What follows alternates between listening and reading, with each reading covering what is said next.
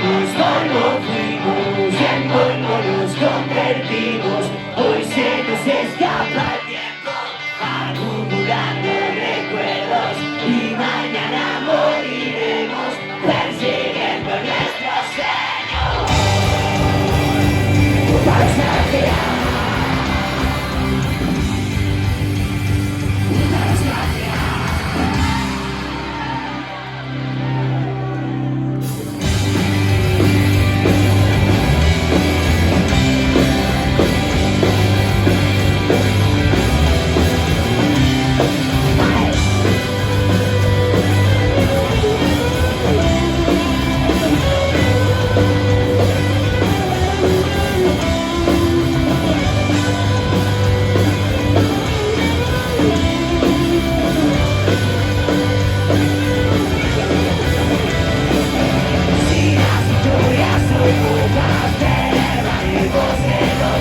Y si